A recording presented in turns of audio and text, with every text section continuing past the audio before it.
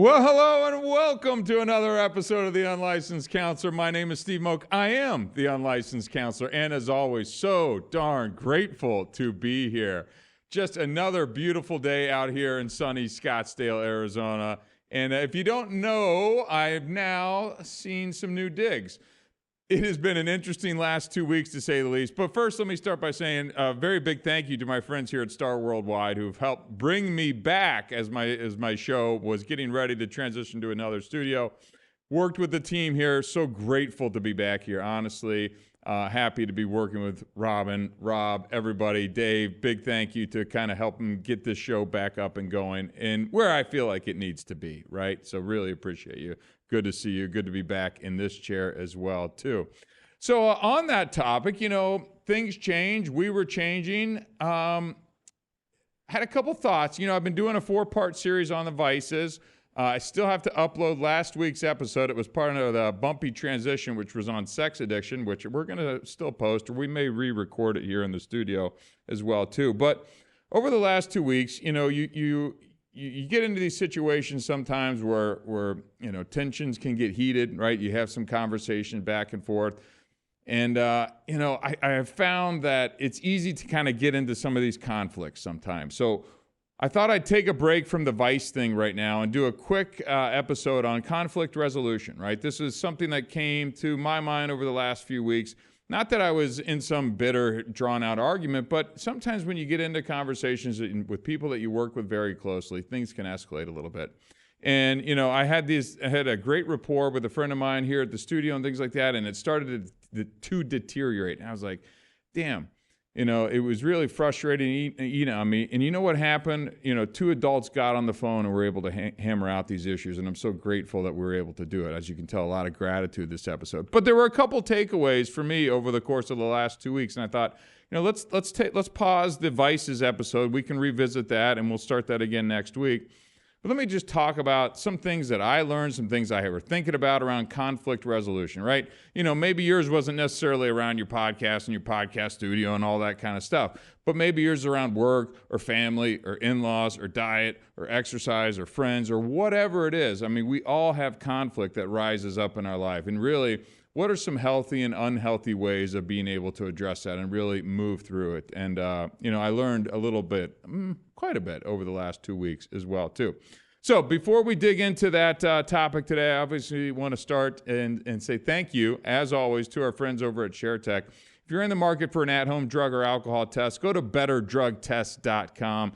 This is the test that all the leading treatment centers and outpatient programs are telling their clients to use when they discharge from these programs as well, too. Go to betterdrugtest.com, pick up this test that cannot be cheated and is the most comprehensive test in the terms of number of substances that it screens for. Betterdrugtest.com. Thanks again to our friends at ShareTech. And as always, I like to plug the nonprofit work that I do as well, too. Visit us at thestopstartshere.org. This is the youth drug abuse prevention organization that I'm very, very passionate about. The group of individuals got together and said, look, we see a lot of drug prevention messaging out there.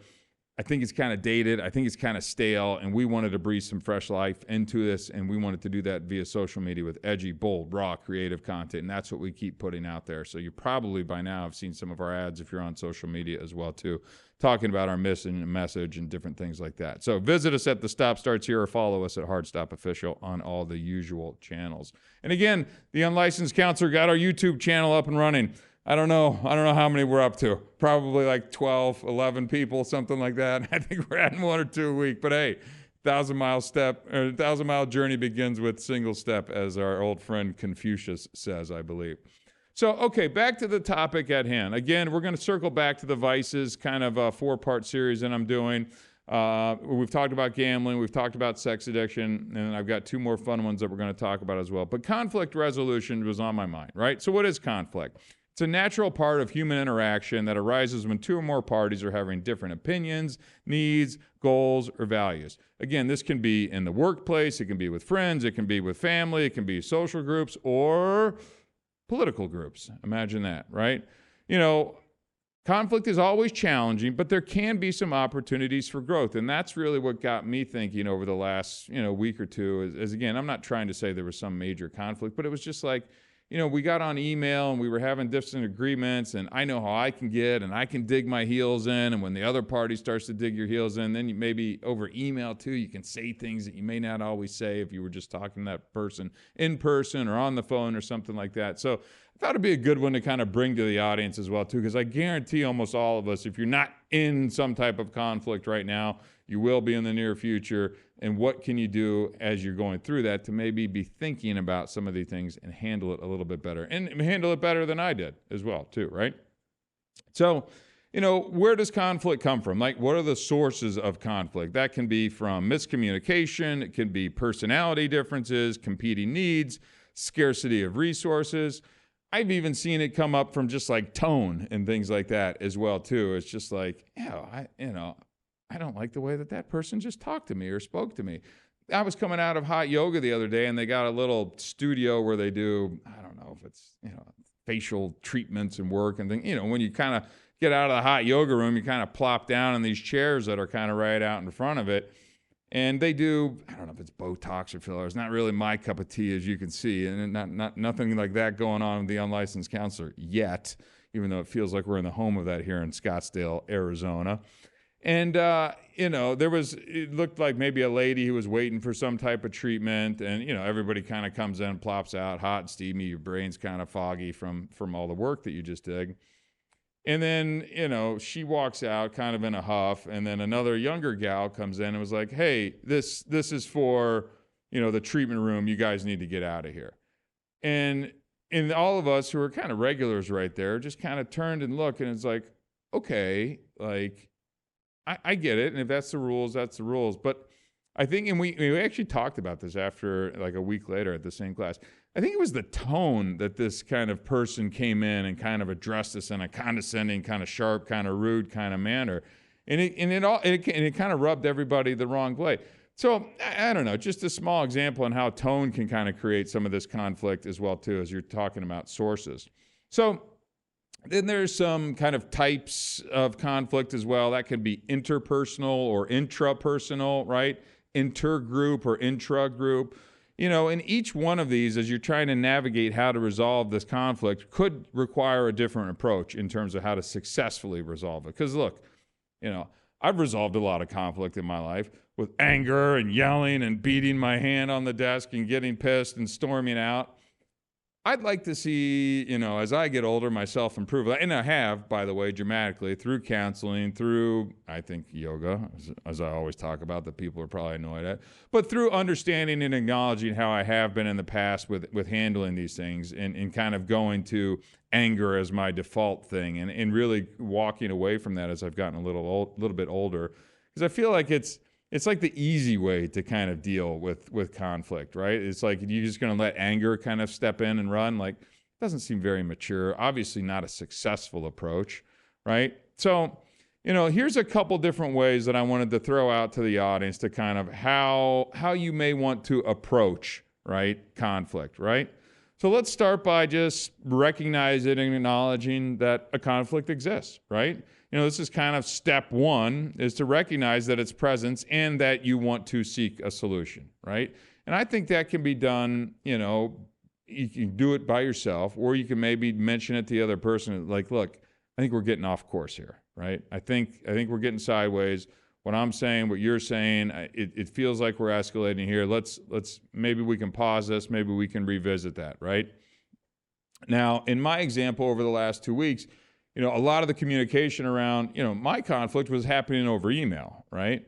And I have found this time and time again, and why I didn't recognize it sooner and why I let it go 2 weeks is, error Steve on not getting to this solution faster before, one of our friends who's in the studio here kind of suggested, like, hey, you guys just got to get on the phone, right? You just get on the phone and talk this out. And I'm like, yeah, of course. That's what mature, adult, reasonable people do. And by the way, when we did, it was resolved within 5 minutes off one phone call. And we had 2 weeks of emails kind of going back and forth at each other that were getting increasingly snippier at each other, right? And it's like, it's so stupid. It's so stupid, right? So again, acknowledging that conflict. And I started out with a text just saying, hey, I think we got off course, right? I think we got off course. Can we hop on a phone call when you're free and we can just, talk through this, right? That was just an example of how I started out doing it, right? Now, the next way to approach and kind of understanding the conflict is understanding all perspectives, right? So you really are trying to seek the perspective and some understanding of all parties involved. This includes actively listening, some empathy, and keeping an open mind as you're going through this as well, too, because it's easy to just get so entrenched in what you want to accomplish, what you need, what you're not getting, how pissed you are, how angry you are, blah, blah, blah, blah, blah. But taking a step back from that, right? So taking a step back, not hitting send on that email right away when you're in fiery mode, right? Not hitting send on that text message that you just pounded out in 30 seconds in response to that. Take a step back, take a breather, do some breathing exercises, start to think about, okay, where are they coming from, right? Where are they coming from? How is this possibly being perceived on their side? Now let's take a quick moment and let's think about this, right? It took me a little bit to kind of get to that step because, again, you get caught up in the thing. And I think for me, in my wiring, there's almost like a competitiveness too as well, where it's like, no, I just want to get what I need to get and get my point across and get that said and make sure I'm heard. When it's like, okay, wait a second, time out, take a step back, let's slow the roll, let's think about this from other areas than just myself, right? And number 3 on ways to kind of approach a conflict, let's identify some common goals, right? We're going to have our differences, no big deal there, but identifying those common goals can help shift the focus from opposing positions to what do we have in common? What are our shared interests here as well, too? And that can be the way we start to bridge that gap to hopefully meet back and resolve whatever conflict that's going to be going, right? So thinking about, what do we have more in common than instead of all the differences that we've got going, right? And number 4 is communicate openly and respectfully, right? This is a crucial step because I am as guilty, I'm putting the hand up over here, as anybody else. I can get on there over text, over email, which is fairly impersonal, right? Even though there's a real person there, you're just firing away. And it's easy to say things, and, I get them right back too. And that's not the healthy way to do it, right? It's not that healthy. We all know this, but how do we catch ourselves in the moment where before you hit send, before you fire that email off, right? So you want to make sure that you're expressing your own needs and concerns clearly and appropriately and listening without any other judgment that's going on in this thing as well, too. So easier said than done as we're in the moment, but that's why I think it's key to, I've seen those rules where it's like if you're angry, you got to walk away from the keyboard for at least an hour or two. I am gotten a lot better just in general in business and with family. It's like, okay, message came through via email, via text. Don't really like what was said in that message, text, or email, right? Typically, Steve is, and I like to respond to things quickly. When they come up, I respond. When they come up, I respond. Not in like even just in a business way. That's just like how I do things. When it comes to things that I don't necessarily love, I am moving much slower to respond, right? I am just slowed down the speed at which I respond. Give myself some more time. I have seen that my responses are dramatically better than when I just sit and respond almost instantaneously, right? Or even when a couple minutes within that comes out. Give it some time, let it breathe. Something else could be on my mind that's clouding my judgment, or if I'm rushing to get a response back in. All of these things lead to responses which can then escalate the conflict. And I tell you, I just was out skiing. I took my daughter, 4-year-old, up to Park City, and we did some skiing. By the way, turned into a great little skier. And another side note, it's amazing how flexible these little things are. It was like Gumby. I mean, there was one time she fell and her skis are pointing, knees are going the other way. It would have taken 18 ACL, MCL, whatever, CL surgeries to repair that if it would have happened to you or I. But these 4-year-olds, man, they are so resilient.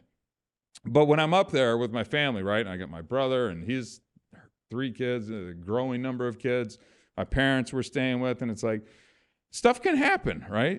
Nobody's being mean intentionally, I don't think, but it's like, and let's go out of our way to make sure that we're responding maybe even a little more slowly, not in a way to like drag it out, but to make sure that your responses, when you're all in kind of close proximity and quarters, you don't They don't even want the appearance of a tone or kind of a shortness or something like that. So it's just, I go into trips like that, just much more mindful about how I can make sure that I set this thing up, set myself up for success when I'm dealing with that as well too. And it's by doing, a lot of these things, especially in the slow response thing is the one that I've been practicing quite a bit.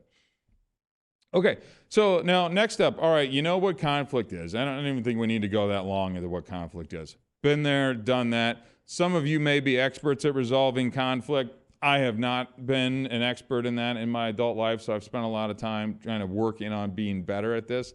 And I don't know why, but sometimes my wiring, I find myself in conflict. Maybe it's because I don't just go with the flow, but I have opinions and thoughts on things, and I'm not to be difficult, but just because you said it doesn't mean it's right. And I'm not out to challenge it, but I think there's a better, smarter way, or maybe you haven't thought about this way. I'm not one to share.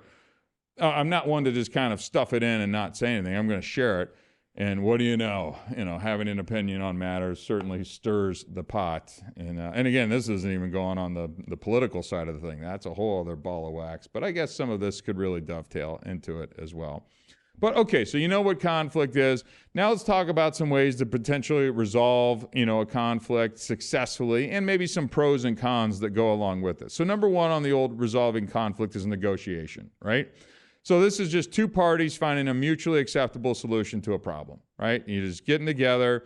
You try and hammer out a way that we can get back on track. So the pro is obviously this empowers your parties, encourages direct communications, and offers flexible solutions. Probably one of the easier ways to do it. And I've always found that if both parties leave a negotiation not feeling like they got exactly what they wanted, is probably a successful negotiation, right?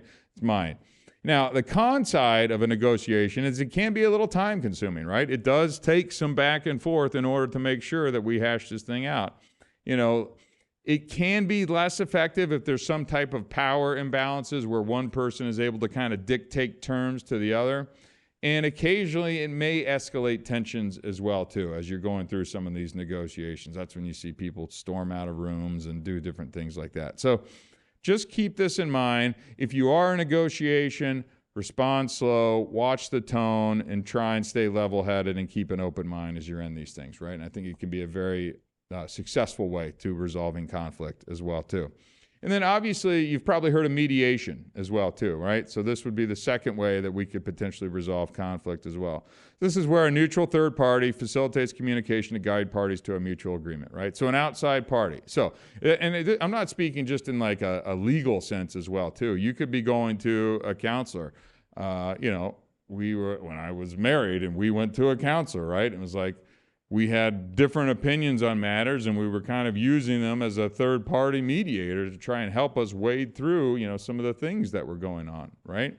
I think it's a wise way to do things. Again, that could be clergy, that could be a counselor, it could be legal.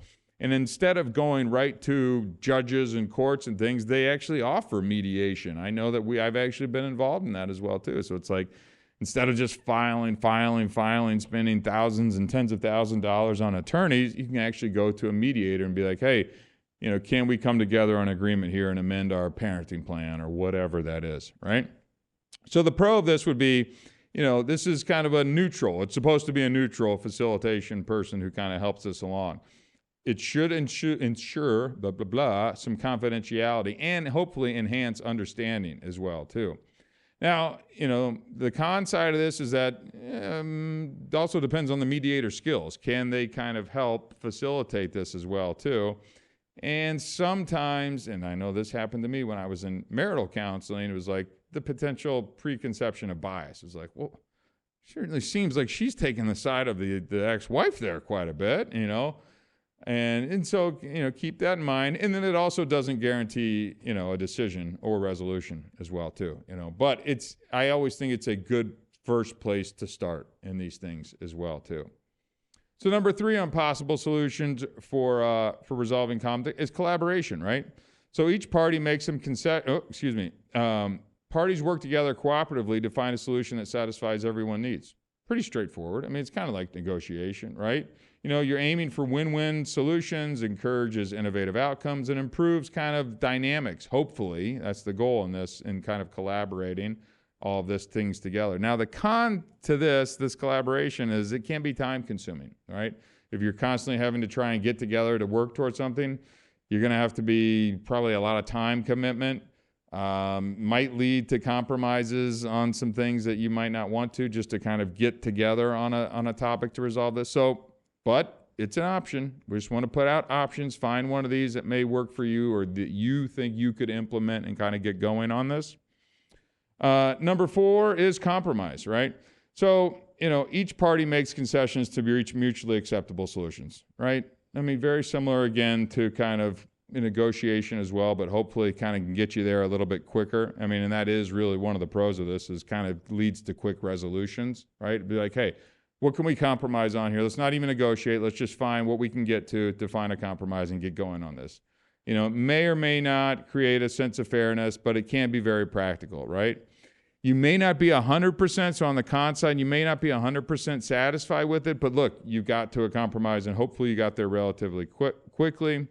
And on some things, you might overlook deeper issues because you're just trying to get to a solution and trying to get there rather quickly. So just keep those things in mind as you're kind of looking to employ one of these strategies, right? Next up on my list, let me turn the page. I actually used a stapler today for my show notes. I'm getting more professional, Robin. That's what we do here at the Unlicensed Counselor, right? Now that I'm back in my home studio. And last but not least is adaptation, right? So adaptation, excuse me. One party yields to the needs or demands of others, often to preserve kind of the relationship. The con side of this is that this could get some resentment going and may encourage some dependency and could undermine some of your personal needs on this as well, too. Now, the adaptation on the pro side could quickly resolve conflict, preserve relationships, and demonstrate some flexibility as well, too. So, there's just a couple things on there that I think are worthwhile. The last one that I want to mention, that I didn't touch on right now, is one that I used to kind of do this. And it actually is an important point that can be used, but needs to be used sparingly and appropriately. And that's really avoidance, right? So in some cases, completely avoiding this may actually, in avoiding the person or avoiding kind of creating it, may actually be the correct solution. I overused this as a solution to many of my problems, meaning I'd literally close the door, walk away, things escalate, heat up, and I'm just like, I shut down, right? I shut down. And I think it's actually okay from time to time, but I would shut down and never circle back. And so then things would be left unsaid. The same issues would arise. We would never make, I'm just talking kind of almost in reference to my marriage. I think it also happened when I was growing up as a young adult as well, too. It was just like leave, close the door, not address the issue. And those things then never get resolved, and they kind of keep popping up and keep popping up. Now, sometimes avoiding conflict may be appropriate if the issue is trivial or the cost of the confrontation actually outweighs the benefit of the solution as well, too. So I think you just need to really use this one sparingly, but understand that it's okay to employ from time to time. And for me, I'll take, family trip for an example of really kind of just letting some things go to avoid the confrontation. If it's really just a minor thing, is that going to matter in five minutes or tomorrow or a year from now? Using that, we've all heard of that kind of thinking process as you go through this. So thinking of those things like, hey, is this really going to matter? Do I really need to bring this up? Or can I just let this one go, even though at the moment maybe those feelings kind of flood up, rush up to you, but then be able to go, okay, let's just not. Let's not go there. Let's not break this thing up. Let's not make it an issue. So I think kind of avoiding, potential conflict is a skill that can actually be valuable and appropriate in a lot of these times. And by the way, it can save a crap ton of headache and stress as well, too, right? I mean, we only have so much emotional, energy available to us in any given day. If you're just trying to look for a conflict in every single thing that comes up, which feels like it's almost what social media is designed for, I mean, you're just going to end up miserable. I mean, you're going to be an unhappy person walking around just angry all the time. And as it pertains to social media on this topic, let's use the avoidance approach a little bit more. Just because you see a comment or see a clip or watch the news or listen to this political person or that political person, you're allowed to just move on, right? You can just let it go and go, that's annoying. I don't like that at all. And not have to go to Twitter and not have to go to Facebook and not have to go to Instagram and then write something or stir the pot or kind of contribute to this beast. Because again, now you're sapping and tapping your energy into this as well too. And then somebody's going to say something back to you. And all of a sudden you're caught in this thing, right? You're caught in this thing. It's different if you're trying to engage in like a real dialogue or I have an opinion and you welcome kind of the feedback and things like that. Like I understand. I like to get into interesting topics. But if you're in there just to stir the pot, right? Just because you heard something that you don't agree with and I got to add my 2 cents into this conversation, or you could let it go and go for a walk, right? Which way of life is you think is going to fill your cup a little bit more, right? Constantly pouring out energy into online and social media and getting into these conflicts that mean nothing and will go nowhere, nor will they ever be resolved. Or just kind of choosing to be like, yeah, don't like that opinion, moving on, right? So, again, sorry to take a quick time out from the 4-part Vices series. We're going to get back to our regularly scheduled programming next week as we go into that, which will be the start of March Madness. We already hit on gambling. But I got some other fun stuff to talk about. I just thought, things that are going on in my world that I think are applicable to everybody else that's out there, eyes and ears wise, let's just go ahead and start talking about it, right? Let's start talking about it. We're all going to run into conflict. Let's talk about how to see it coming down the pipe, what we can do about it, and how to get better at it, right? Seems pretty simple. Hopefully the unlicensed counselor can help you out and think through these things a little bit more. So that's all I got. Now back from the 6th floor here down in Scottsdale, Arizona. My name is Steve Moak. I am the unlicensed counselor. Until next time, thank you very much.